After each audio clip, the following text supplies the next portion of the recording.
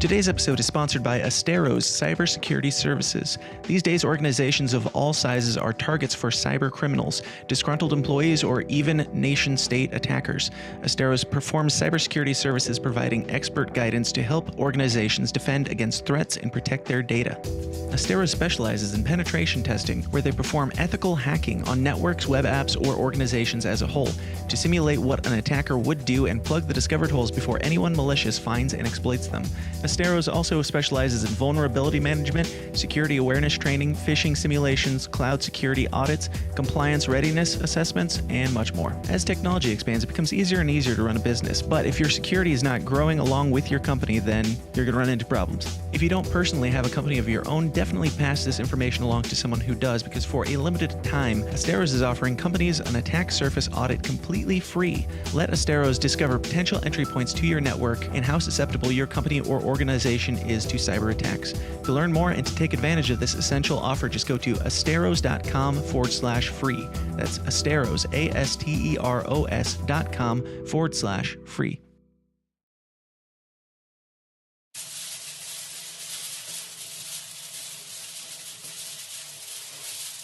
Some few of you may be living an existence of dissatisfaction, maybe even a sense of emptiness, a sense of longing, a yearning that doesn't seem to be filled, even though you may try with entertainment, sex, and drugs. Though I have nothing against those, they don't fill that yearning. You may be waking up every day wanting more, but not knowing what it is that you want. It's those few of you that I'd like to address right now. This sense of longing, this sense of yearning, this sense of not being satisfied is really your loss of freedom. And it is freedom for which you yearn. And you have none in this government. A government of the American people, which started out with the people being free and the government being our servants. It has become the government is free and secret and veiled in darkness, and it is the people that are the servants. You must see the truth of this, your yearning, your longings, your sense of dissatisfaction that cannot be filled with stuff, with cars, with money.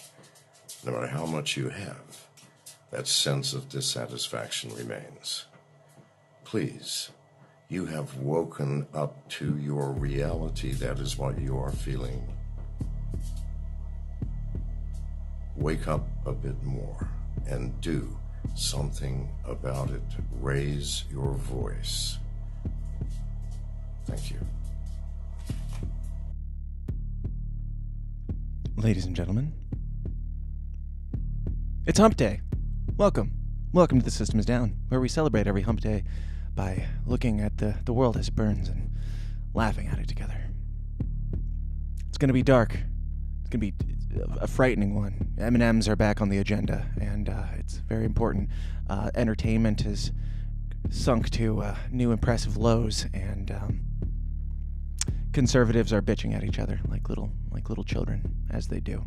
We're going to talk about a lot of things. We're going to talk about everything that's going on in the world today, but before we do that, you guys need to go out and share this thing that is happening right now. Share it with your friends. Share it with your enemies. Share it with conservatives. Maybe they'll learn something. Probably not. They seem to have everything really well figured out, and it's going great.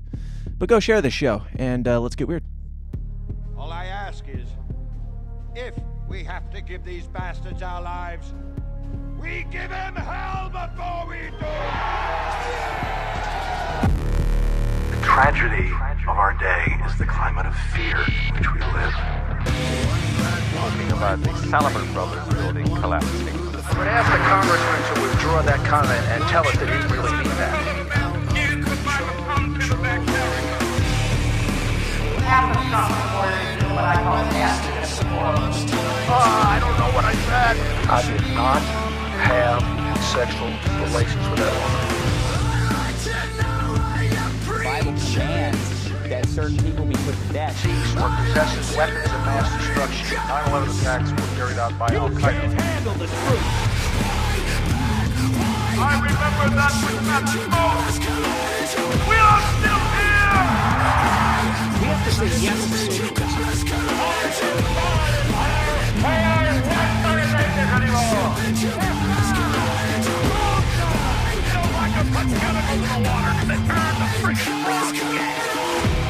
Let you know tomorrow. It's a big club, and you ain't in it. Sure is. It sure is one of those things. This is a completely different club to the club that Carlin was referring to there. This is the Freaks Club. This is the junk drawer. Where we're perfectly fine with being a little bit spicy, a little bit offensive, because humanity is that. And if you're being real, you're being offensive. And if you're not being offensive, you're not being real. Anyway, we just talk like humans here, and we laugh at things that we're not supposed to. This is The System Is Down, where that happens, and it is brought to you in part and almost entirely by you guys in the Downers Club. People like RJ, CJ is his new name, Justin Savoy, Silas Lane, Joey Ferguson, Liam Pardez, Matthew Walrus, Zach Varnell, Kimberly, Owen, Alex Something, Break the Bell, Zareth Anarchy, Kez, Heffalumps, Level 0, Jack, Javari, Craig, Somebody, Derek, John, Howie, Brian, Trenton, Justin, John, William, all those people. If you want to get your name on that list and have it read incorrectly at some point, head on over to patreon.com/The System Is Down to sign up for the Downers Club, which is currently the only, or at least the very best way, unideal as it is the best way to support this show. If you like it, if you want to support it, and if you want to also get more weird, more raw, more offensive, more weekly content, including our after parties, where we get even spicier, go to patreon.com/The System Is Down and join for as little as $1. $1 will get you the live streamed after parties. So go do that. Sign up preferably at the $5 so you can actually be a family member. You're like the stepchild that nobody cares about for only $1. We'll like welcome you and stuff, but we won't trust you. Patreon.com/The System Is Down. Go do it, and I will love you forever or until you unsubscribe. Now, and also today in the after party, it's going to get plenty spicy as we talk about certain libertarian influencers that some people have suspected or accused of being federal agents, and they just might happen to wear yoga pants. But I'm not going to say anything other than that. You'll have to go join the Downers Club to get our conversation on that. Anyway, I do this show. It is a burden that I cannot carry alone, or I prefer to not. And small, he may be small, but he is mighty. He is the one, the only Dave Casey from Dave vs. Goliath. What Dave, up? How you doing, bro? You're here to help me just shoulder this load, this heavy burden of... You keep that load to yourself. You sick fuck. You hold that. No, yeah, absolutely. I'm here to help, dude. Let's smile in the face of the darkness. I'm chilling, dude. Yeah. Oh, the World Economic Forum and all that stuff's going on. We're going to talk about that a bit today. If you have any thoughts on that, I want to get them later. But the world is ending. The Doomsday clock is like a thing or something. We'll talk about that some more. But anything new going on in Dave versus Goliath land or LP Delaware? Yeah, we just had Mike Heiss on Monday night. That's up. That'll be on the audio platforms tomorrow morning, but it's up on YouTube and Odyssey right now. That was a great talk, man. In fact, we talked a little bit about you, and he's really hyped about doing like a movie night. So I was thinking maybe like a Downers Club movie night. We'll start with the Terminators, because that's what we talked about. It was ridiculous. Sure. You haven't seen that movie yet. Pretty much any movie that you love, I've not seen. Right. So we got to start somewhere. I thought that would be fun. And then on Monday at 7 Eastern time, we'll have Monica Perez on. And I'm super excited about that. Yeah. She's great. Yeah. She's great. So go check out Dave's stuff at Goliath Will Follow on Twitter and all that fun thing. But we got to start out with the good news. And it actually is good news this week. No joke. It's great news. We did it. I don't know if you noticed on Twitter. It was short-lived, but for a very brief moment, this show, System of Down, was trending.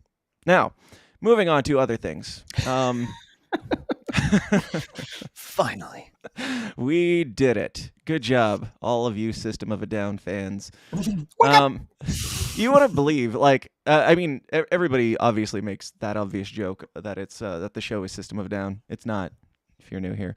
And you wouldn't believe how many people have stumbled into, back when it was on Facebook, it was called the System is Down forum. I had so many people, like when you answer the question of like, where'd you find, like, hear about us or something, I don't remember what the question was, but I had so many people be like, oh, I've been listening to you guys since I was a kid and stuff. I'm like, I think you're in the wrong place. I mean, you're welcome to stay. I just don't think you're going to like it. Listening since you're a kid, make sure to follow and subscribe. Smash that like button. That's right. What you're gonna want to do. Like, share, and subscribe. Or whatever the kids do these days. But also, I should mention here at the top, fake super chats, because YouTube hates us. Drop your, in all caps, fake super chats in the chats if you have something very important to say. And if you claim that it is very important, then it better be very important. Otherwise, we will make fun of you. We will make fun of you a lot. And that's what you get here. You can also call into the show at 309-716-3818, and we will make fun of you there as well. But it is all out of the goodness of our heart, and we love you, no matter how stupid you are, and no matter how dumb your comment is. We love you, and that's why we make fun of you. So there's actually other good news that I wanted to share with you, Dave, and it's been a week, and I can't believe that this exists, but the good news is that this still does actually exist. Between extremely sensitive and borderline traumatized. The last place I wanted to be was Frostnipistan.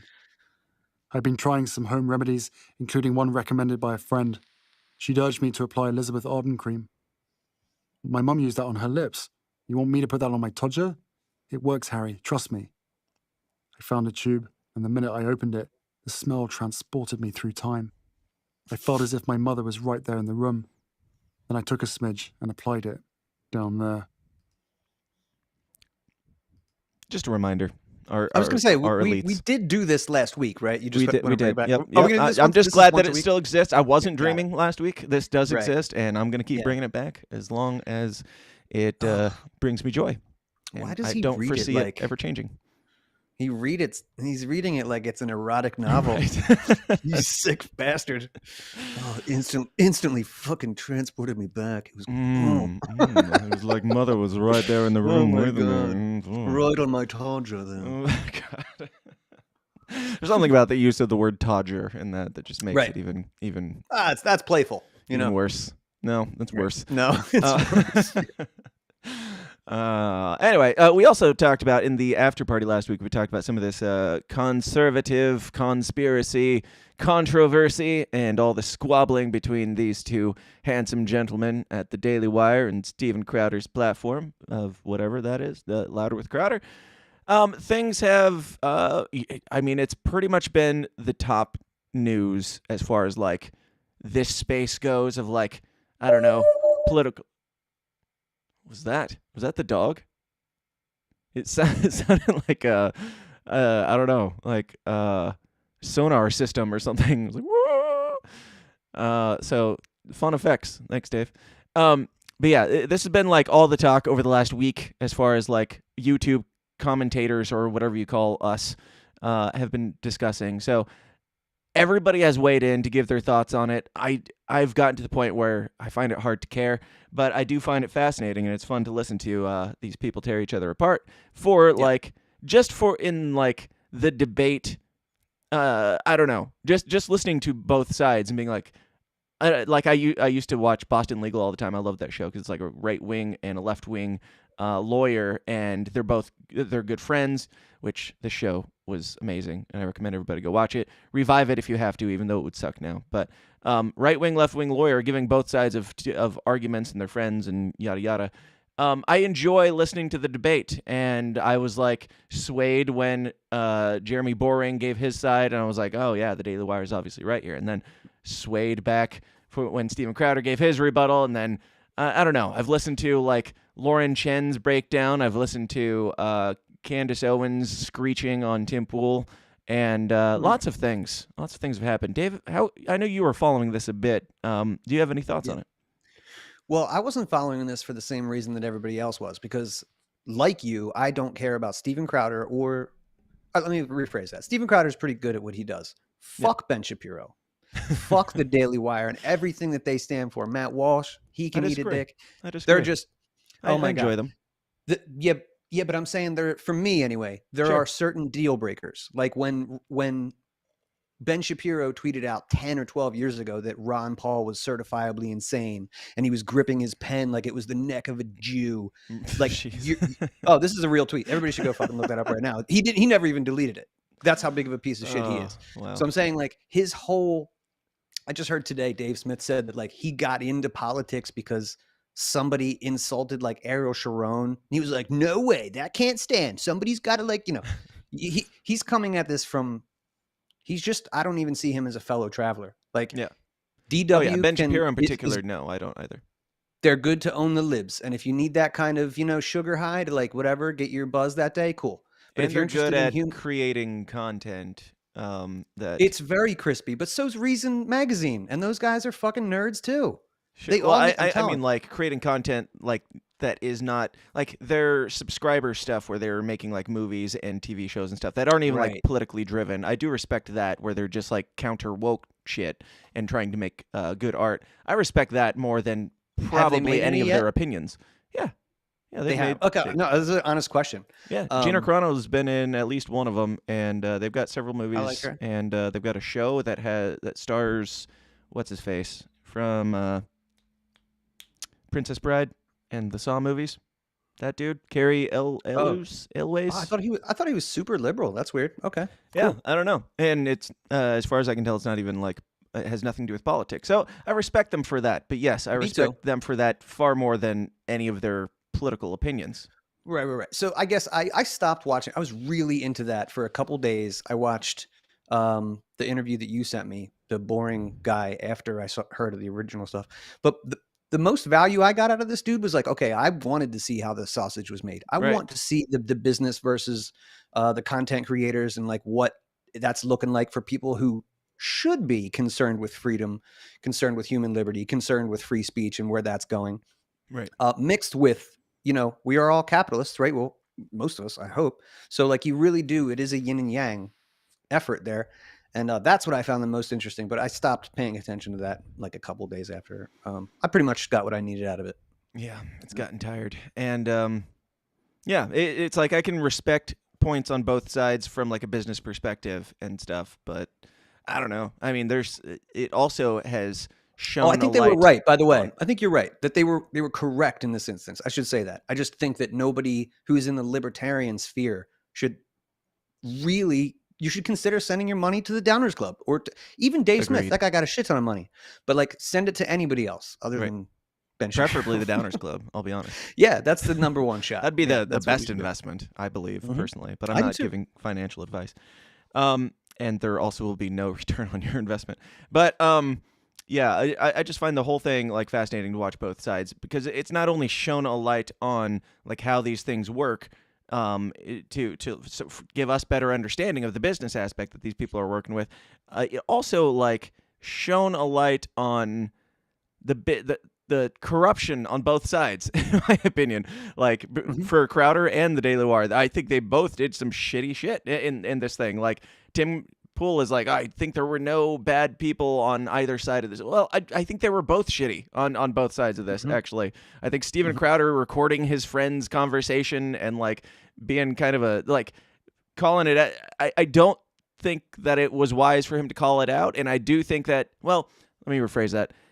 Business-wise, it was wise for him to call it out, for him to put out that first video because he's starting his new platform. And it's pretty obvious to me that he's just trying to, or he's using this to perpetuate like interest in his new thing, his new business venture that he's doing.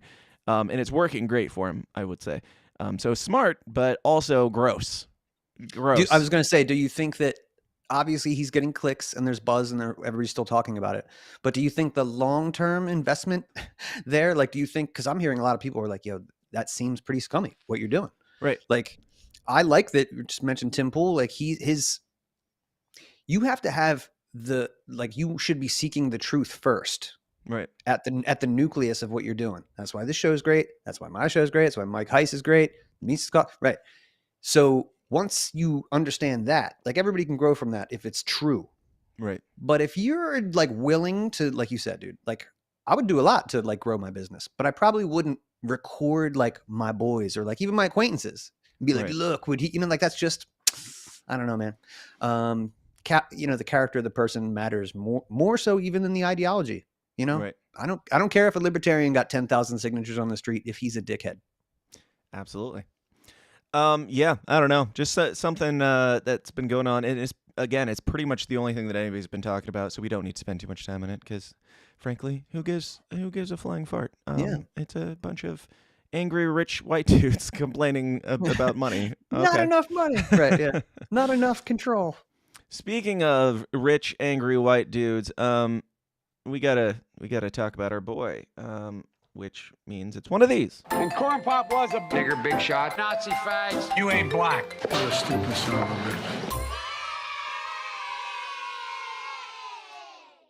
bitch. Yes, it is another episode or another segment of Remembering Biden, where we remember the things that Biden said because he never will. So let's take a moment to hear what the Honorable Joseph Robinette Biden had to say about gun control this week. When I was coming up as a kid, cops were required to learn to shoot to kill. Well, you ought to be able to shoot to stop. Everything shouldn't be an extreme. So the way we train police officers is changing.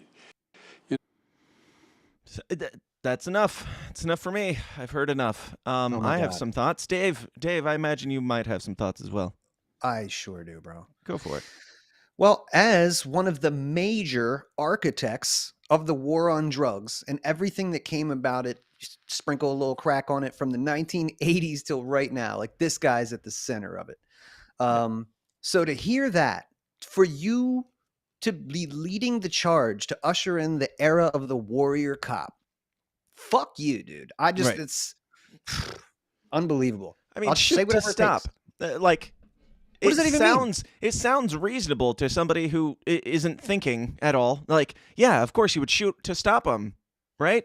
Yeah. It's like I didn't mean to shoot to kill. I meant to shoot to stop. Right. All that means is shoot even when even when nobody's life is in danger. Like if you're just shooting them to stop them, then you can shoot them if they're running away and they're not carrying a weapon, or if they're scared for their life from you, you can just shoot them in the leg. Like that's what Joe Biden is proposing. More shooting. That's what that will lead to. More shooting. If you don't need to have your life threatened to shoot somebody, if it's not shoot to kill or don't shoot at all, like it sounds like he's being more reasonable. Like you should be doing this, and to a normal person that might sound more reasonable, but it just means more shooting. They're still going to be shooting to kill if a life is threatened. They're just going to be shooting not to kill if a life isn't threatened. So more shooting. And it certainly wouldn't, if they did shoot somebody, it wouldn't be attempted murder. It would be attempted stopping. I just wanted to stop you. Right. I know you ended up murdered, but what I'm guilty of is just trying to stop you. That's right. You moved like I meant to shoot you in the shoulder and you just moved to the left. It's your fault. You're bad. Mm-hmm. Yep. I'm just trying to slow you down. Speaking of, I don't know, stupid things that are killing people probably. Dave brought to my attention, you brought up. Oh, fuck yeah. Power slap. God bless America. Power slap is in the zeitgeist now. And let's just watch this quick trailer because I had no idea what this was. And yeah, we'll discuss after. All right, buddy, here we go. Ladies and gentlemen, welcome. The power is on.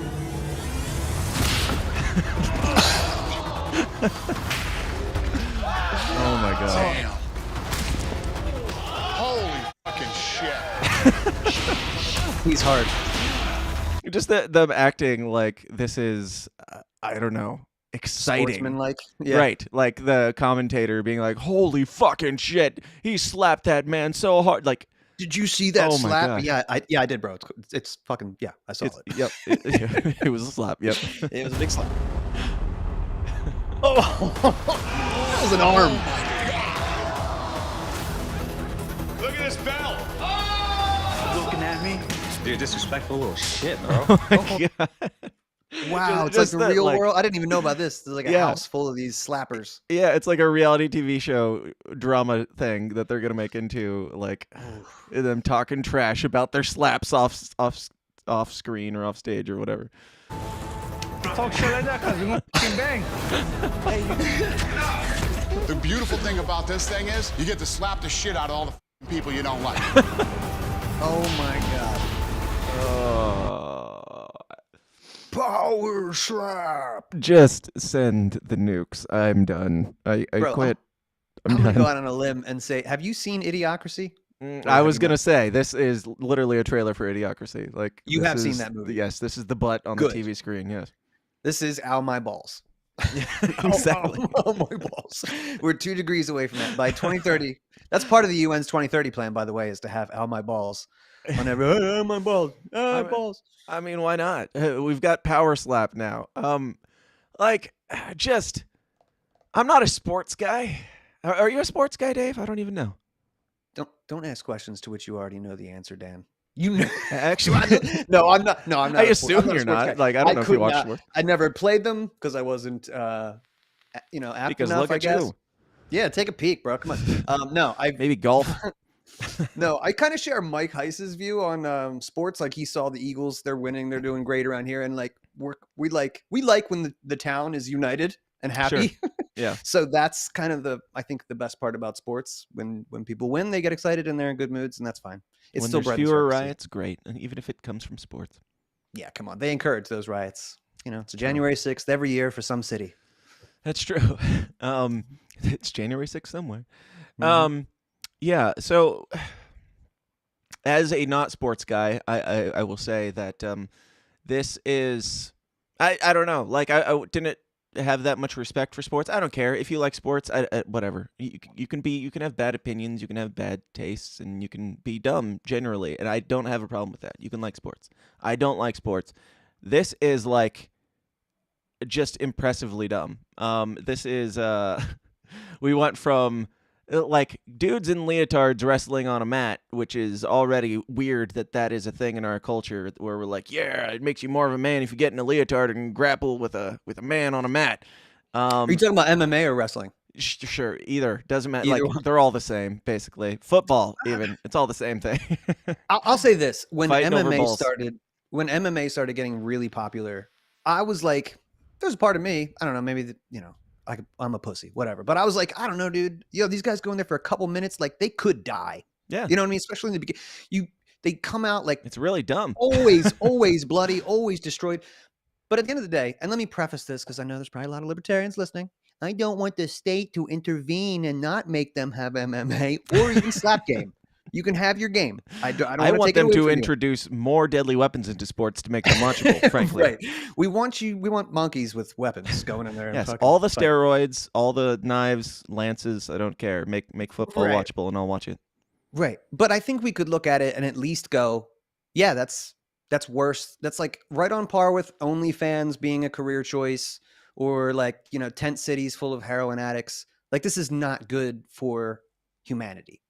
And it's saying sports in general or no. I think sports and I think competition is okay. I mean, some of the bread and circuses stuff that obvious corporations are going to take advantage. And if you spend a lot of time on anything, life requires balance. So don't spend half of your week watching sports or like betting on sports. Like don't be obsessed.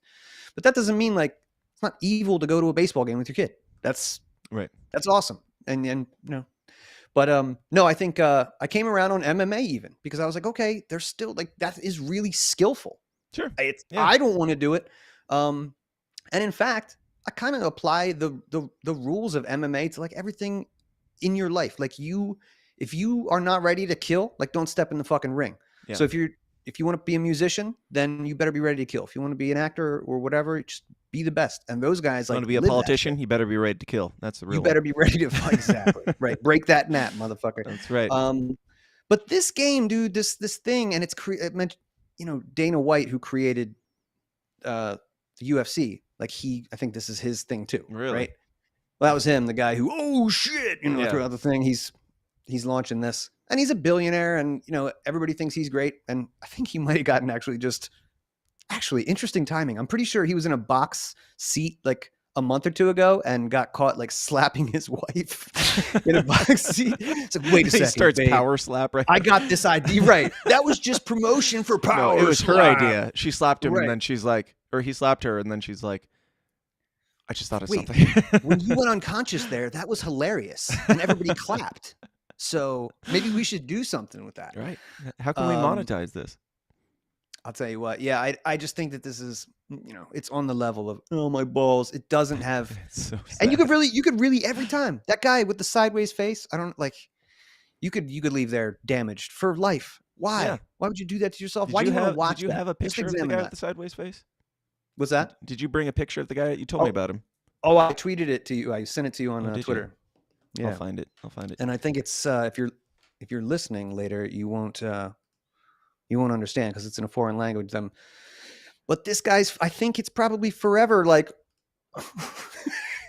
completely the other way. If you keep making that face, it'll get stuck that way. Yeah. Yep. I mean, okay, so I see the video here. Now, I'm curious, did this guy start out looking like this? Like, is this post-slap? This is the beginning of the video. Is this post-slap or pre-slap? Oh, he's already bloody. He's already been slapped. He's already been slapped probably 5 times. All right, so they go through multiple rounds, and I am curious about the before picture of this guy, but here's this. Wow. Like, if your face already looks like it like just got slapped, like even if you were born that way, what is he just like? I've got nothing left to lose. Like, I already look like I've taken a beating, so whatever. Right. I don't know. Just like if you look in the mirror and you look like this, like maybe don't join the slap my face contest and try and win. And when you win the slap my face contest, are you really proud of that belt and that title? Honestly, he is actually. You'll see. He's really excited. Parcă din ce în ce mai mult îi se închide ochiul lui Simeon Comșa. Is the other dude's face also on? Pe care îl The other guy's left side is like, prezintă dureri oh my god. spune că a ricoșat pe sare. So this isn't Power Slap. This is the same idea, but it's not their show, right? Dana White's Power Slap League is set to debut on Wednesday. Okay, maybe this is a different league. They're doing the same thing. Okay, I could be wrong. Because the show, it looks like, is just now airing, and this guy has clearly been doing this for a while, and it's in a different language. So I won't blame Dana White. Else. I won't blame Dana White for this guy's face, but I will say that this culture is weird, retarded. Yes, I mean, look at the. It's one thing to like fight for your life. There's nothing about this that is like. Proving that you can, I don't know, defend your family or that you're like a manly man or something. You're literally slapping the shit out of each other. It's not even punching. Like, I don't know. So he, you don't have to watch the whole thing, but they just continue to slap each other. Boom, boom, boom, boom, trading these huge, ginormous slaps. Even though this guy who wins, he never hits that guy as hard as, obviously, because the other guy's face is still fine. Right. But at the end of it, the huge guy who loses, I think he threw the fight. I think he didn't want to hit him the last time, and that's why he was just like, "Go ahead." Like, look at this guy. He's not even. He's like sad. I think. Like he doesn't want to do it again. I don't want to kill you. This guy's face definitely looks swollen up on that left side too. So. Oh, it's swollen, but it's not. Yeah. It's not like forever. It doesn't look like he just had a stroke. Right. Oh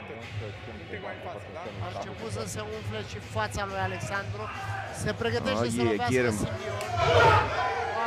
No, barely even moved. That didn't make me come out of my seat. Right. So he walks away after that. Like he barely even moved from that.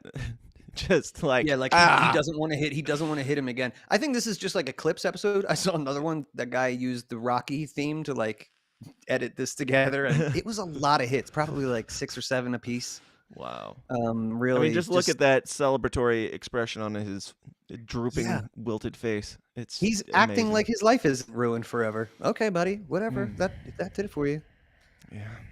Everybody needs to get to their World Series, and I don't know how we made it here, but I'm not proud of it. And I'm even less proud of this next story because I've been avoiding talking about this. I know they've been in the news for a while, and I know there's been a lot of controversy around the very important debate surrounding M&Ms, the candy, and yeah, they finally got my attention, and now it's time to talk about it. Dave, have you followed the controversy? I guess there was like problems with her boots being not sexy enough, and then with the green M&M's boots not being sexy enough, and then there's problems with them introducing a purple M&M, and then they brought back the sexy boots and made her sit too close to another M&M female, and so it seems kind of lesbian. And then they had feminist M&Ms where they had them upside down and said, we're turning the status quo over. Yes, for somebody who hasn't looked into this before 2 days ago, I found more information than I care to discuss. But have you followed this story, Dave? That was way more info than I had on it. I did catch the buzz that they were circling back, like they had kind of went woke, and then they were like, maybe they're losing money or getting some, so they're turning back. Yeah, because yesterday or the day before or whenever, M&M's put out this very official meme begging for forgiveness from, I'm not entirely sure who, but we'll read it and discuss. It says, first off, this is a meme that they put out, and it's a 2-paragraph statement, so clearly the left still doesn't know how to meme. But America, let's talk. It's just a great way to say this is going to be insufferable. Sit down. Yes. Let's wrap. Yes, we are the M&M's company. We are Mars. We produce sugary poison for you. Let's have a little chat. In the last year, we've made some changes to our beloved spokes candies. Which, if you find yourself saying spokes candies and expecting people to take you seriously, just don't. You're wrong. We weren't sure if anyone would even notice, and we definitely didn't think it would break the internet. But now we get it. Even a candy's shoes can be polarizing, which was the last thing M&M's wanted, since we're all about bringing people together. Therefore, we have decided to take an indefinite pause from the spokes candies. In their place, we are proud to introduce a spokesperson America can agree on. The beloved Maya Rudolph. We are confident Miss Rudolph will champion the power of fun to create a world where everyone feels they belong. Now, my only question, or one of many, I suppose, but my main question, is Maya Rudolph going to replace the candies on the M&M's packages? Because that would be awesome. Just her? M&M's not candies, her and she's voicing? just there like, look! Like, they got rid of... They can't even have their mascot because people are pissed off about everything on every... Like, anything that they do. Like, the conservatives were pissed off about, I guess, them taking away the sexy shoes, which is odd. I don't really care to dig more deeply into how much therapy somebody who comes to that conclusion needs, but I did not put those high heels back on my candy. I did not even notice the introduction of the purple M&M. It didn't even cross my mind when it's been like, I don't know. I did not know anything about this stuff until reading this stupid thing. And then I'm like, so what was everybody all pissed off about? That's brought M&M's begging for forgiveness, and they're like, we can't even use our own branding anymore because you guys are all insufferable. And yeah, if like people on the right are pissed off about candies looking wrong, it's just as bad as woke people being pissed off that there's not enough female characters on their candy. Like, who gives a shit? They're M&Ms. They're M&M's spokes candies. These have no bearing on your life whatsoever, other than are they manipulating you into eating sugary bullshit? Any thoughts, Dave? I really don't have too many thoughts on this, though. I will probably put yeah, man. We don't need to be lectured to by people that peddle high fructose corn syrup and red dye number 40 and yellow number 5. It's so good, though. It's so good. I know.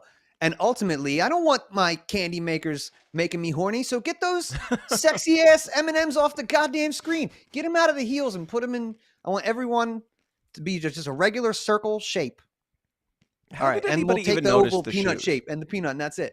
Yeah. Everything else is. And if the purple one is supposed to be, some people have said they said that it was to promote inclusion. I'm not sure what that means. Is she supposed to be a lesbian? Is she supposed to be trans? What is, like, she's the longer one, so she clearly has nuts, but so I guess that would make her trans.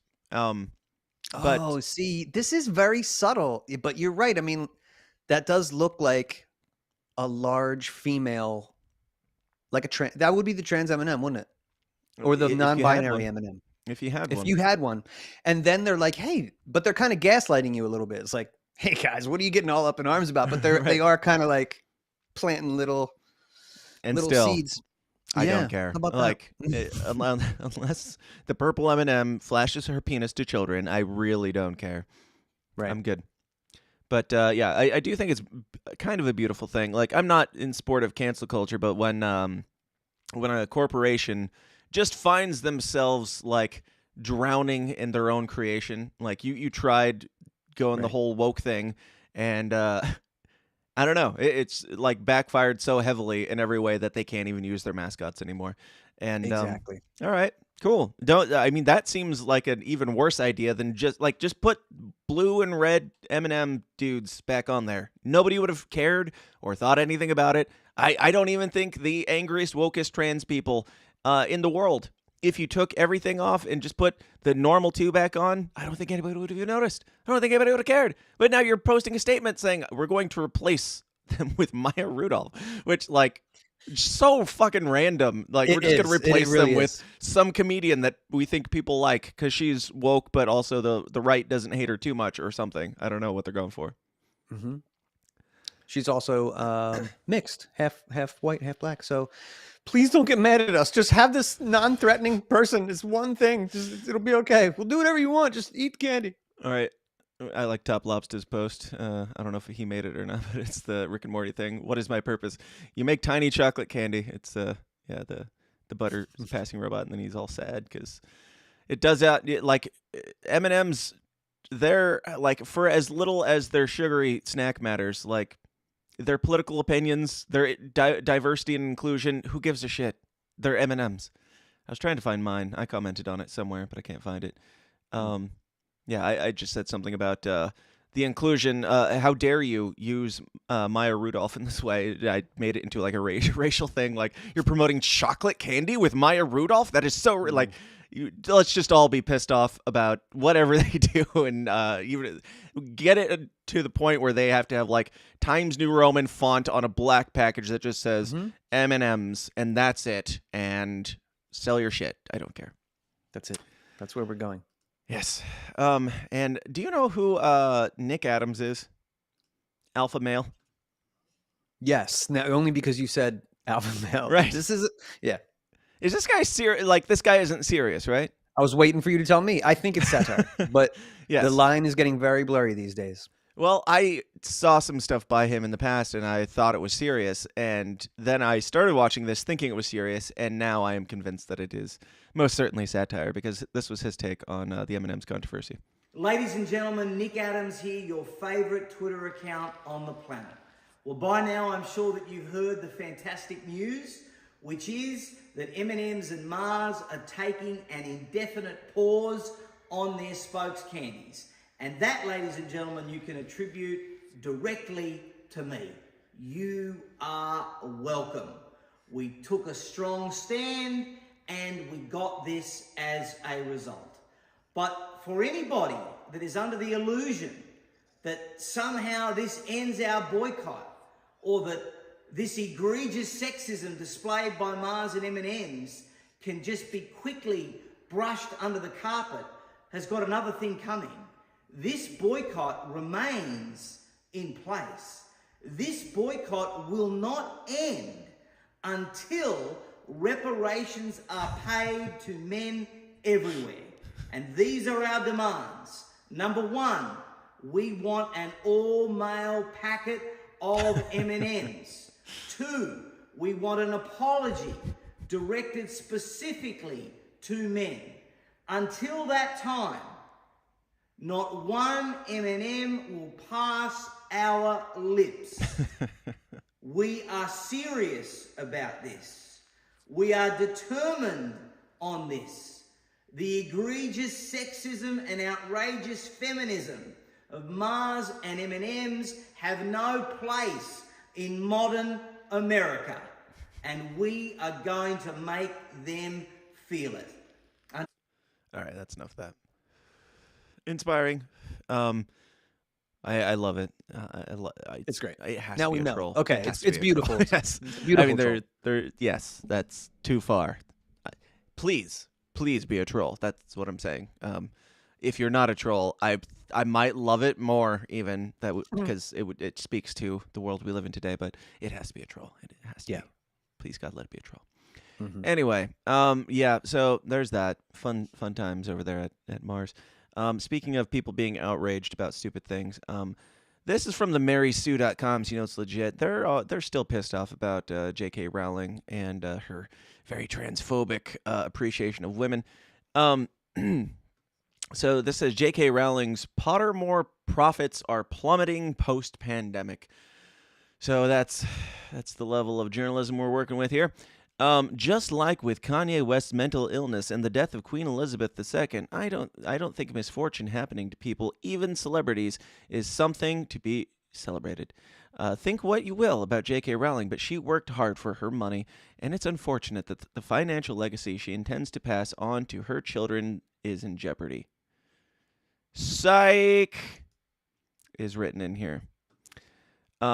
Journalists.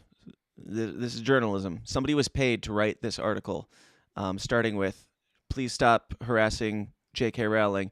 Just kidding. And then they go on to talk about how transphobic and evil J.K. Rowling is and how we should not buy copies of her books or not buy the games and shit like that. I don't know.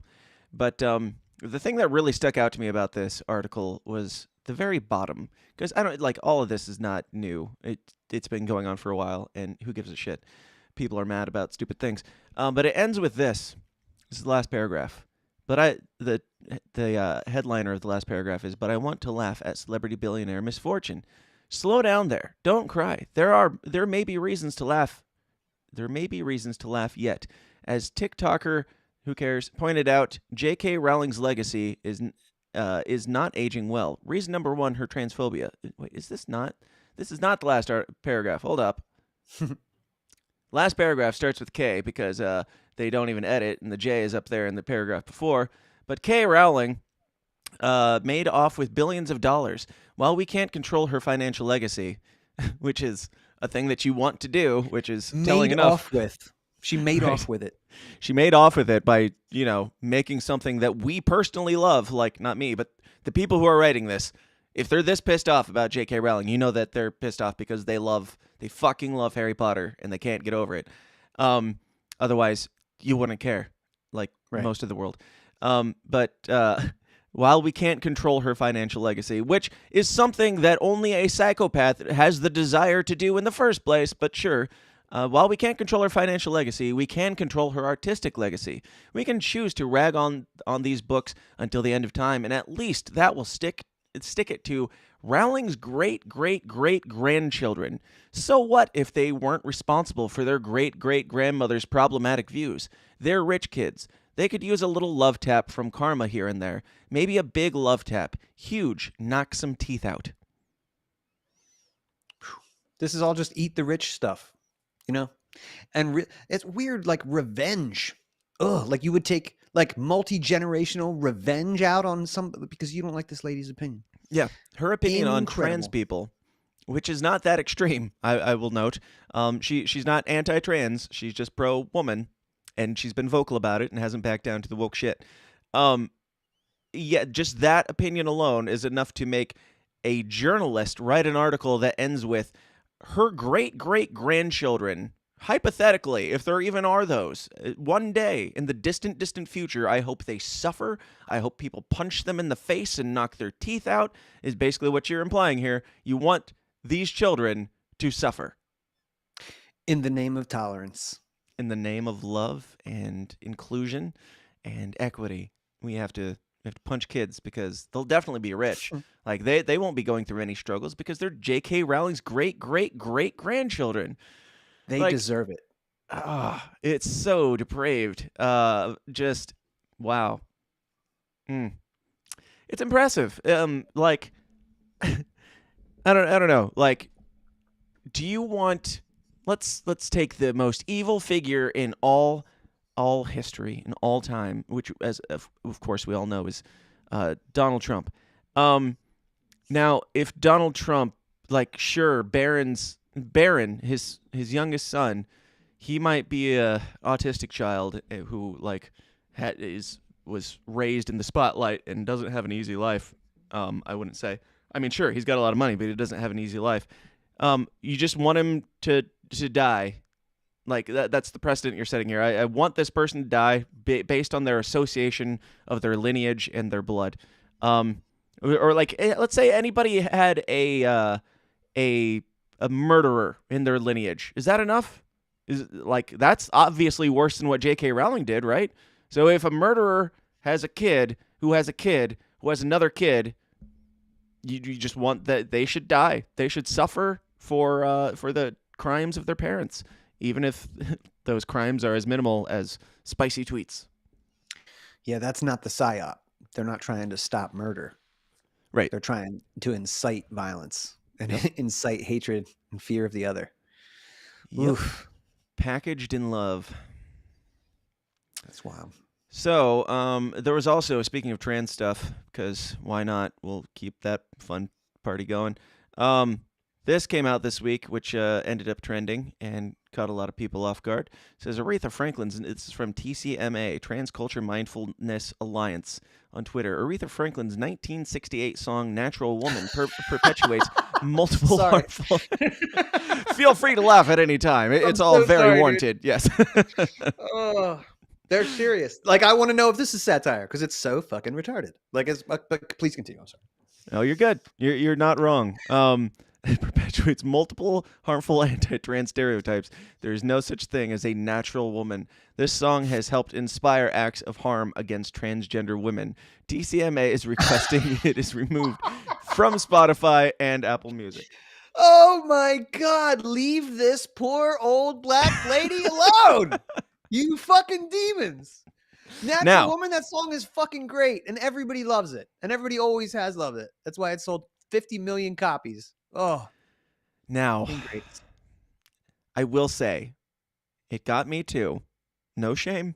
Okay, we live in a world where it makes sense. It totally does. It was trending, I think, because of this, and everybody assumed that this was real because, of course, why wouldn't we believe it's real when you guys are outraged about J.K. Rowling and M&Ms? Like, sure, like that. Yeah, this is right on track with the rest of your agendas. But yeah, it apparently is satire. Cultural mindfulness. I should have known. I should have known that. Yes. Yeah. Cheers to those guys. Yep. It was a fake. And this video was going around with it as well, where Aretha Franklin is performing for such notable people. Performing "You Make Me Feel Like a Natural Woman" for a bunch of people. And who would you guess is in the audience? Barack Obama and his lovely, very female wife. And so I said, I mean, if Michelle is not offended by this, then you shouldn't be either. That's right. Does anybody have the right to be offended if Michelle Obama is enjoying it? This is Big Mike's jam. Right. And really, like, if Big Mike is like cruising down the road listening to Natural Woman, yeah, it's like, it's affirming. You make me feel like a natural woman. Exactly. I'm not one, but you make me feel like one. Mm-hmm. Anyway, that's fun. I loved it. Yeah. Yeah. I like, you know what? I like getting trolled like that once in a while. Just, tell me right away. Like, don't let me, go weeks on end. But, that was great. Yep. So, that brings us to, speaking of trans people and gay people and all that fun agenda, let's talk about the biggest pusher of the trans woke agenda, which is Jack Casey. Today's show is sponsored by libertarian conspiratorial fantasy author Jack Casey. Whether you're looking for a 3-book fantasy sci-fi epic of love, death, and dystopian civil war like the Royal Green series, or just looking for a quick, dark, comedic, cultural commentary tale about a transsexual slayer of COVID regime vampires, like his latest book, WVW, Jack Casey Books will keep you adequately entertained and pondering the universe to your weird little heart's content.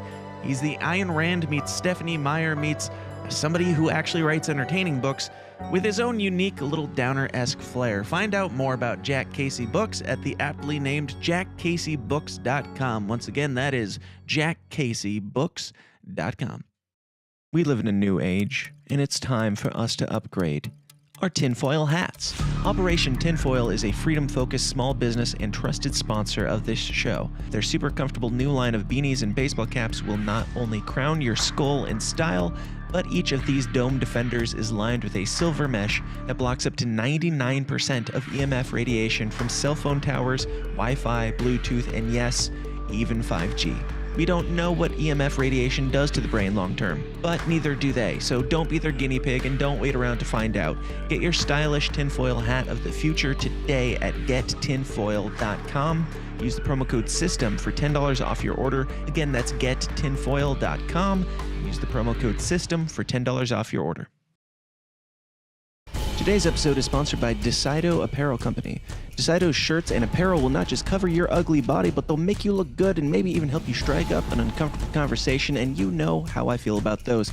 With grabbing designs like Where's the List, Operation Northwoods, Fetterman 24, Branch Davidians Should Have Never Stopped Shooting, and my personal favorite, Stanley Kubrick's Apollo 11, Decido shirts will have you opening up valuable conversation doors and building culture one wear at a time. Check out all their designs and support this incredible company now at Decido.com. That is DSYDO.com. Get it. And we're back. That was fun. Good times. Yeah. Now we have a couple more things that we need to address here, and I don't even know or care about the entire context of this. Maybe you know more about it than I do, but just this Tucker Carlson clip that's been going around, and I'll just let him speak for himself. Why do they hate tobacco? And it's not because it causes cancer. They don't care about your health. They closed the gyms during COVID. Anyone who closed a gym during a pandemic that killed people who were fat clearly doesn't care about your health at all. They hate nicotine. They love THC.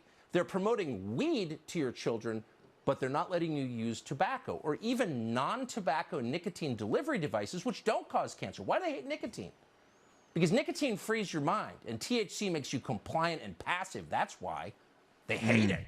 It's a real threat to them. Why do they hate tobacco? And it's not because it causes cancer. Nicotine frees your mind, and weed makes you a slave and a subservient. I have some thoughts. Dave, what are yours? Yeah, I have a couple thoughts too, bro. One, Monica Perez, who will be on my show next Monday night at 7 p.m., has said often that Tucker, while he's delivering he's the best guy on late night or on primetime news, right? We can all agree with that right now. He's really good controlled up, yeah. She's anticipating a big switch, like he's going to cash in on that trust at some point. I'm not saying this is it, but he comes from a long legacy of propagandists. He's an MSNBC guy before Fox, and then CNN. He switched to the main guy at Fox with all the right answers on the COVID stuff. I don't know. Stuff like this does make me think controlled opposition, quite frankly, because yes, at least corporate controlled. You should be pushing for the government not taking away nicotine. Like, you don't have to use nicotine. You don't have to enjoy nicotine, or nobody's forcing you to use it, but the government taking it away is bullshit. You should be against that. But when you're spinning it into this the Democrats love weed, so weed is bad. Like, okay, boomer, nicotine frees your mind. Like, right. I don't know. I would like both. to see the evidence. I'm doing both I want to currently, see the evidence for that. And my mind doesn't feel any more free from the nicotine. I'll be honest. It's just such a weird take for a conservative guy to be like, I don't know, like, we need more cigarettes because weed bad. It's very, very strange, who you're speaking to and who's receptive to this. Yeah, dude. I don't think Tucker's unique to this. I'm noticing a resurgence in 80s Reaganite drug warrior style shit coming from the right now, and it's weird. I haven't DeSantis heard is his whole fentanyl is killing everyone. We need to kill drug dealers, or that was Trump, I think, who said we need to kill Trump drug dealers. at the whole helm is saying execute drug dealers. Matt Walsh is calling for it. Oh, you know why Singapore has such clean cities? It's because they don't have legal weed. These people are absolute. I mean, it's just bro, your opinion is from 40 years ago, and like is ridiculous. The freeing your mind with nicotine is amazing. And again, I'm sure this is a nuanced conversation. So like I would entertain the idea that like nicotine, if it doesn't come from like a shit stick Newport cigarette or something, like just in its purest form, might not be deadly or whatever. Yeah. But it certainly is addicting. Yeah. It's certainly, you know, if you were eating, what was that? Zyban was the quit smoking drug from like back in the day, little purple pill. It's the same thing as Wellbutrin. So like if you suffer from like attention deficit disorder, like anxiety or depression and shit, every time you huff on those things, you're getting your medicine, but you're also getting death because it comes from this product that, and again, I'm sure 200 years ago when it was just tobacco grown in a field, you know, much like commercial weed will be worse than just growing it in a farm or something. I'm sure that there are, you know, bad things that come with that. But the idea that, hey man, we should be pushing nicotine because it helps you like get your mind right, and then weed is the thing it's just what the fuck is this? Who is your audience? I guess. I mean, I guess it would be the boomer conservatives that would be receptive to this because they're, you know, no offense to you or whatever. I am friends with a lot of y'all, but a lot of like farming communities where smoking is regular and weed is still like illegal or bad because Jesus said so or something. I'm pretty sure it's in the Bible somewhere. Like just that mentality of, yeah, like 20, 30 years ago, weed bad, smoking, I don't know, like it feels so controlled up to be like, to be like, I'm the guy and you need to smoke. They're trying to take your cigarettes away, and that's wrong and they're trying to do it because they want you to smoke weed. Like it doesn't even calculate, but I don't know. Boomer cons, call in 309-716-3818. Let me know your boomer opinions. Sharon, I see you in the chats. Now, we do have a few more things here that we got to get to, and this next one is part of it's another segment, and it's not my favorite segment, but it is a necessary one. Let the bodies hit the floor. Let the bodies hit the floor. One, nothing wrong with me. Two, nothing wrong with me. Three, nothing wrong with me. Four, nothing wrong with me. Whether it's a brand new pandemic or a brand new attack upon us deliberately by bioterror.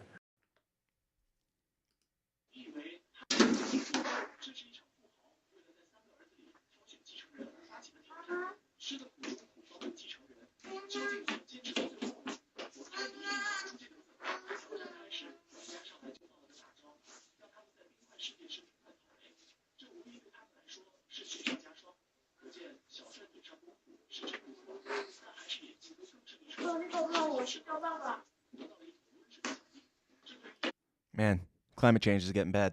Let the bodies hit the floor. Let the bodies hit the floor. Let the bodies hit the floor. It's very sad. All right. Climate change is getting so bad that we need to lock down so that people stop collapsing in their homes from climate change. That's really all I have to say about that. If you have any thoughts, Dave, feel free to share them. Otherwise, we can move on. No, you said it perfectly, bro. Now, completely unrelated to that, somebody was, journalisming, also known as harassing, doing the Lord's work of harassing people, the higher-ups at Pfizer this week, and here's what happened. Mr. Borla, can I ask you, when did you know that the vaccines didn't stop transmission?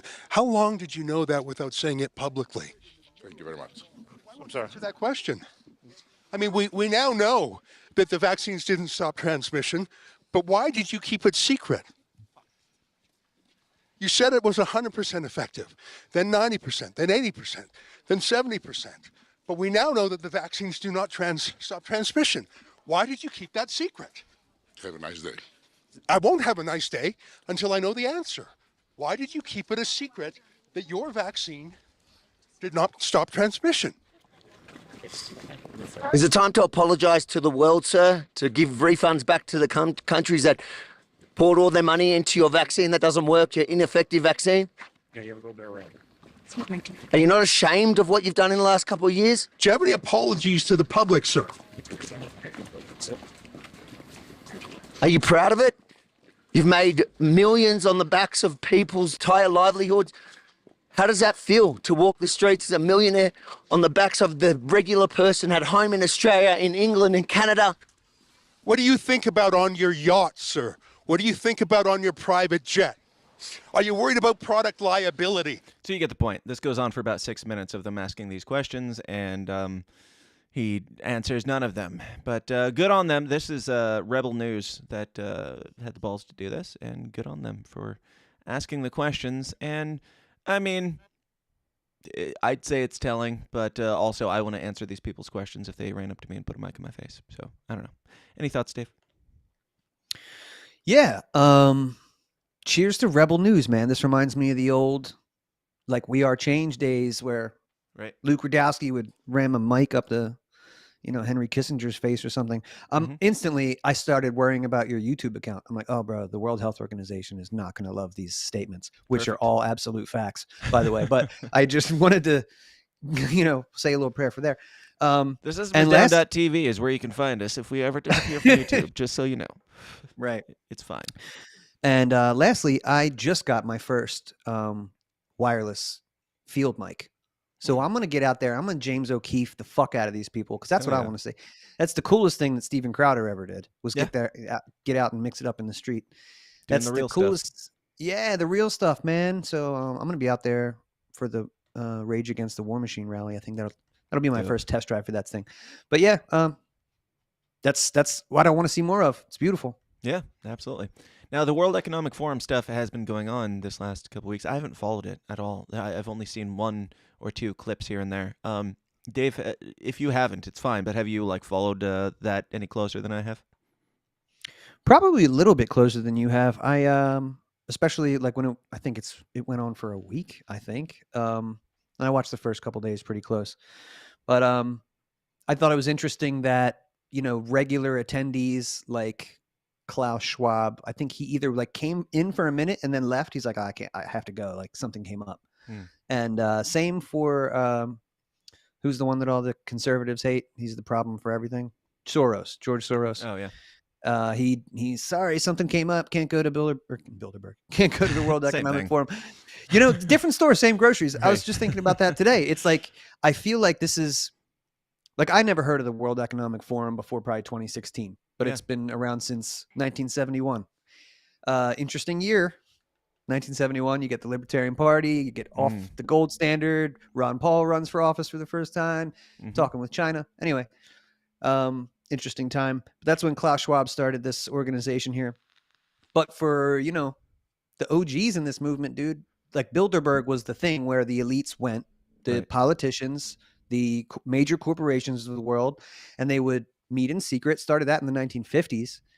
And for the first couple of years that was going on, you'd see guys like Dan Dix and Jason Burmis and Luke Rudkowski, Alex Jones, just talking about it. And then they started going, the flying out to wherever they would do it. And then people were still denying it. Nah, it's conspiracy theory. That's not even a real thing. And then finally, I feel like I'm not sure the year, 2012, 2013 or whatever. It just kind of got too far into the mainstream. They're just it's real, but it's real. And then it's because we love Trump, you. Right. Come 2016, the empire loves to wear its heart on its sleeve. So it's like Bilderberg that's open to the public. Come on in. We're telling you all about the stuff that we're doing, and it's everything that you thought it was going to be and worse. Right. And so yeah, I mean, it's just really, oh man, the smartest people on the planet gather. I shouldn't say the smartest, but they really are up to the wealthiest worst people on the planet. Certainly the wealthiest. And what essentially it looks like to me, dude, is that the corporations of the world have they kind of use the United Nations as their apparatus, but they've decided to supersede the nation states of the world. They're just not up to speed, the business speed that they want to be at. So they're just deciding to be the thing that is the parent company to everybody, and we'll decide the future laws, and we want to know everything. It's we want to implement these things, and at some point we're going to have to tell them. So now we're at the point where they're just we're telling you, but also don't worry, it's normal. This has been going on for a while. Don't worry about it. It's yeah, but it was a conspiracy theory last year, and now you're just saying it. It's yeah, but don't worry about it because it's always been there. They're using. It's almost like the zeitgeist, or its existence within the zeitgeist as a conspiracy theory is enough for like the normal person who hears this stuff to be like, oh yeah, that's been around forever. Like the World Economic Forum, Bilderberg Group, that type of stuff. Like, that's always been a thing. And you're just like, I feel like people just kind of write it off. Right. Yeah. Yeah, dude. The news right now is talking about stuff like the Hunter Biden laptop stuff and the information in there that's 4 years old. Right. Like it's new. Yep. So this is because kind of the they same can't thing too. hide it anymore. So they're like, we might as well just act normal, act casual, pretend like we've always been saying this, even though we were kicking you off of social media for saying this. Right. We've got it. Hey, we have a brand new idea about a cashless society. We got a brand new idea about just shipping thought of this you. last night. Yeah. Right. It's super new, and it's it's going to make everything easier, and travel is going to be. You're going to have so much freedom because you'll have this thing that will allow you to just get. It'll be like your roller coaster pass at Disney World that just gets you in everywhere, but you got to get chipped. Right. It's your freedom pass. Yep. Chipped, on the back of your hand or on the forehead or something. Just whatever's most convenient. I don't know. Yeah, I don't trust it at all. Are you? I think that we should like have a monthly or weekly update on our white pill, black pill, like where we are on the spectrum this week, because I feel like it can shift by the day based on new information. And I forgot to even bring up this fucking Doomsday clock that was just rolled out. Yeah, I should bring that up because it was actually in the title of the episode. But yeah, this Doomsday clock thing where they're like, we're closer than ever to Doomsday because of all the shit that's going on in the world, and they rolled out this clock. Did you hear about this? I heard it inched its way up a little bit. Yeah. Yeah, I don't know. Like, is this something where it's new? Because they like unveil it and it just says, here, I'll pull it up here. They just unveil this clock and it says, it is 90 seconds to midnight. I don't know if is this just the commemorative art piece that they made to tell us all that we're all fucked, or is this is there actually a is clock this a thing? somewhere? Yeah, is this a thing that I'm just now hearing about? And they're like, well, we're close. No one was ever. guarding the Doomsday clock. It's been ticking down every day. Like now it's down to 90 seconds. Who did this? Yeah. It's a clock. What did you think it was going to do? But yeah, this is from CNN.com, so you know it's legit. The Doomsday clock has been ticking for 76 years, but it's no ordinary clock. It attempts to gauge how close humanity is to destroying the world. On Tuesday, the clock was set at 90 seconds until midnight, the closest to the hour it has ever been. So this is just rich people saying, hey, we're kind of black-pilled today, so we're going to move it a little bit closer because we don't feel like we're getting out of this. Right. Like, okay, whatever. But midnight represents the moment at which we will have made Earth uninhabitable for humanity. So it could be us destroying ourselves with atomic war, or it could be climate change. So regardless of, your flavor of paranoia, whatever, this is how long we have left to live. It's 90 seconds now. Okay, so buckle up. I don't know if we'll make it to the end of the episode, but from 2020 to 2022, which is hard to say, the clock was set at 100 seconds to midnight. Oh, so we only went down, what was it at now? 90 seconds. So we only went down 10 seconds. That's not bad in 2 years. I mean, I would have thought it was even closer with all the stuff that's been going on. The clock isn't designed to definitively measure existential threats, but rather to spark conversations about difficult scientific topics such as, you guessed it, climate change, according to the bulletin. Now, there were people talking about, and I think there were things said about war, but okay, here it is. Here's some of it. The Bulletin of Atomic Scientists was founded by a group of atomic scientists who worked on the Manhattan Project, the code name for the development of the atomic bomb during World War II. So, this whole thing was started because of fear of world annihilation from nuclear strikes. And now they're kind of trying to... While we're kind of, teetering on that point, they're going to make this into a climate change concern. Yeah. I mean, in fairness, nuclear war is not great for the climate, I wouldn't imagine, but... This reminds me of the thing that the local health departments have been doing since COVID, just reminding you every day. Right. Oh, someone died. Just so you know, you're fucked. Three people died. Oh, more people died today. Don't forget to be scared today. Yeah. Yep. So what do you think, Dave? You black pilled, white pilled? Does the doomsday clock 90 seconds left concern you? No, because the more No, bring it on, please. Nah, definitely not, dude. I think most of this shit is smoke and mirrors. Yeah. Like, I don't think we are as. It is in their vested interest to keep us thinking that we're always on the brink of destruction. Right. And as the resident old man, I can tell you that, like, that just always happens. You know, our parents had to sit under the desk for like nuclear, like what the, they put those kids through that. What the fuck would that do? Absolutely nothing, except it's a fear exercise. Yeah. Absolutely nothing. And then we had to go, you know, Cold War was going on until 90, 80, 89, 91. And then bam, more war with Saddam Hussein. And, you know, you deal with this stuff and fast forward to today and the phones make everything so much worse.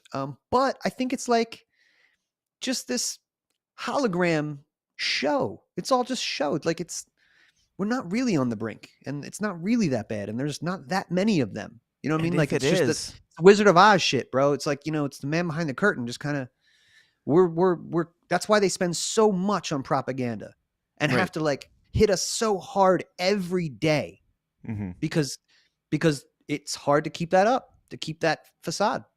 So that's the white pill. That's, you know, they won't have infinite energy unless they get the fucking ESG stuff going. Then they won't have to make a profit. So you know, I'm not saying there's no threats. I'm not saying that shit won't go down. I'm just saying we have a, you know, we got the love world on our side, bro. ending. You know, yeah, it's always, you know, I think. Yes. Even in like the conservative or Christian movements, like Jesus has always been right around the corner because we're always in the end times because it's always the worst it could possibly be. And how could it possibly get worse? Surprise! Right. It gets worse. We're here in 2023. It does get worse, and it can get worse from here because back in the 50s, I'm sure there were people saying it can't possibly get any worse. So Jesus is coming any day now. Now here in 2023. Children drag shows and like just rampant pedophilia and bestiality and shit. Like it can still get worse from here, even, believe it or not. So not that that's like good, but like just because things fucking suck doesn't mean they can't get better. Doesn't mean they can't get worse. And even if nuclear war is right around the corner or climate change is going to wipe us all out any day now, like AOC and Bernie Sanders believe, even if that's the case, it's too late. We done fucked up. What are you going to do about it? What are you legitimately going to do about it? You can make your life more inconvenient and assume that you're helping the climate in some way by not running your air conditioner. Sure, go for it. Do that. And if there's an atomic bomb, it doesn't fucking matter at all. And if they like, don't live in fear, but I mean, I don't know, maybe it's gray pilled or something, but I'm just like, if shit's going down, what the fuck am I going to do about it anyway? Like, might as well just, you know, assume that it's not, plan for the worst and expect or hope for the best or whatever that phrase is. But like, I don't know. Yeah, things get worse and worse. And whatever happened to Ukraine and Russia and all that shit, that was like the biggest threat to our civilization ever. If this war started, it would be the start of World War II or World War III, especially if the United States got involved. Well, we got involved and it's not. So maybe chill the fuck out, enjoy the ride, and if we all die, then we all die. And that's not ideal, I agree, but it is what it is sometimes. Yeah, definitely don't live your life panicking or in fear. Whatever you have to do to not live in anxiety, do it. You need to smoke weed. You need to have some wine like Shannon. I don't give a fuck. You can do whatever you need to do. Find your community and enjoy your life. Because you're right, dude. It can all end tomorrow. And that is the ultimate black pill, right? We're all going to die. Yeah. So get your... I mean, I don't even think that's a black pill. That could be a white pill, even, to me. Like, we're all going to die. Calm down. It's fine. Calm down. It's going to be, sure. That's the gray pill. We're going to go out just like everybody else since the beginning of time. We're all going to fucking die. Yeah. Okay. So make it the most of the time here. Have some fun, even when it's the shittiest. Go write some emo music about death and cope however you need to. But enjoy life. And if you're not, life is a lot like Twitter in some ways. If you're not enjoying it, you're not doing it right. So it's on you. It's incumbent upon you to enjoy it. Figure out how to do that. And calm down. It's all good. If we die, we die. It is what it is. But if we do die, just always remember that it's because of these very impressive elites here. Oh, no, it's not going to play. Oh, my segue was so good. Thank you. Do you want me to do it?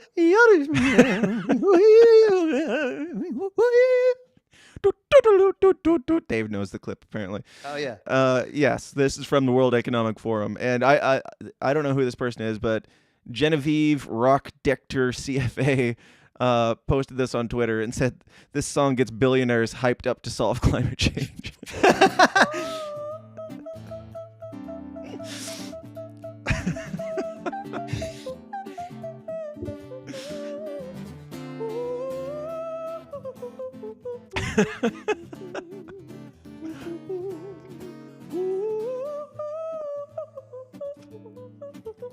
I'm going to make this the new intro to the podcast.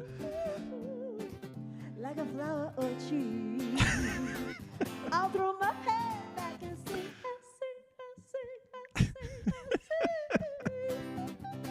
Oh my God. I just went from 6 to midnight. Yes.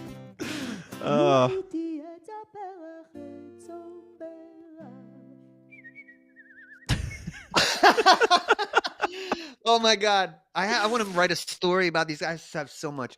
Imagine so good. When they put in their application to like play this show and they got the email, like the dude opens it up. It's like, babe, the World Economic Forum hit us up. We got the gig. I mean, honestly, I had I don't follow the World Economic Forum as closely as I should as a crazy person, but I had no idea there were like artistic performances and like that was the biggest gig of their whole career. I mean, it would have to be. It would I would take that gig absolutely. This wouldn't be the song I would choose, frankly. But you know what it reminds me of? You know when those guys go into nature and they'll take some like synthesizers and they'll like plug something into like a tree or like a mushroom. Like this is what a mushroom sounds like if you were to like this is what the vibe is. It's like it's vocal Kenny G, Indian vocal Kenny G. Wow. It's like verbal elevator music and wow. That is the song that gets billionaires hyped up to solve climate change. And you know, I've got my hype up jams. That might be a new one for me, but this was not the top of my hype up jams list. Sharon in the chat says, "Don't forget to I guess she means wear your yoga pants." I don't know what. Oh yeah, I don't know what she's trying to say. You don't know what that's about? That's you know that. You know that. That is the after party. That's the entire after party, Dave. That is what we're talking about in the after party. Talk about yoga pants, feds.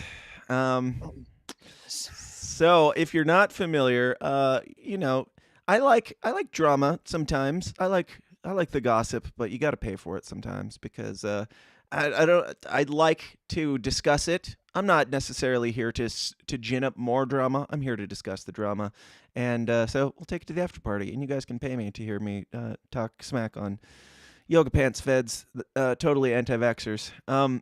Anyway. Dave, this has been fun. It's been really, really something, and I liked it. Where can people find you and all the stuff that you're doing? Yeah, thanks, man. I had a great time too. Definitely check me out right there. Goliath will fall on Twitter.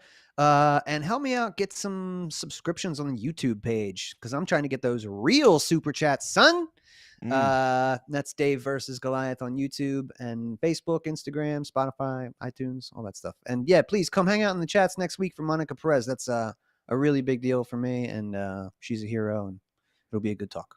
I think if Dave gets the ability to have super chats, he should like owe me a percentage because we'll work something out. I'm helping boost his numbers, and I'm not allowed to take super chats, so you know.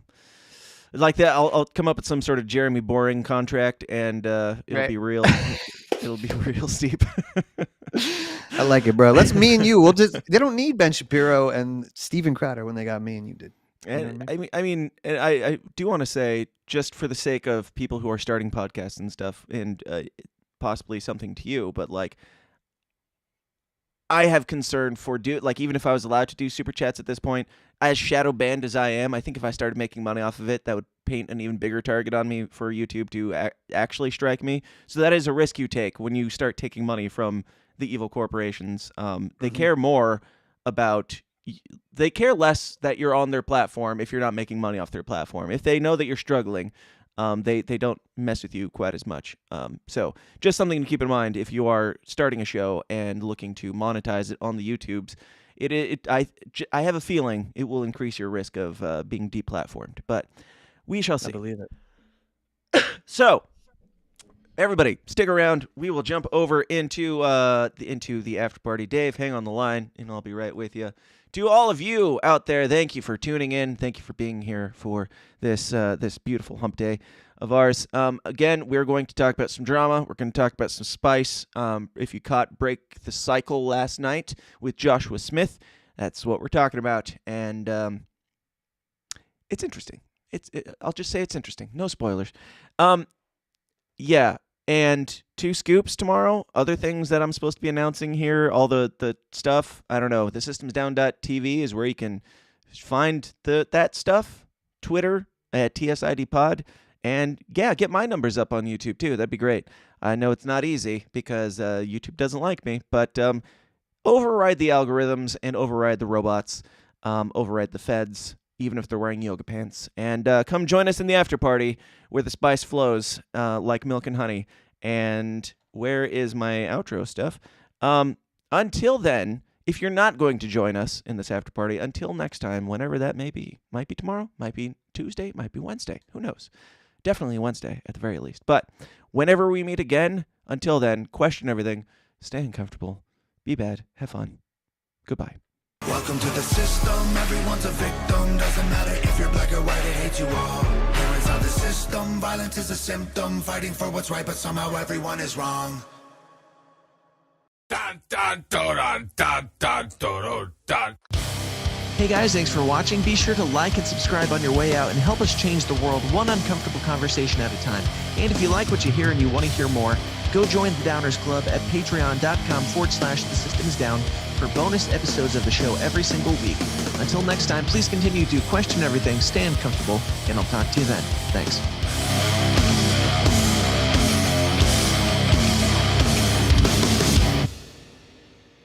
This has been a Goulash Media production. GoulashMedia.net. This concludes our broadcast day. Click.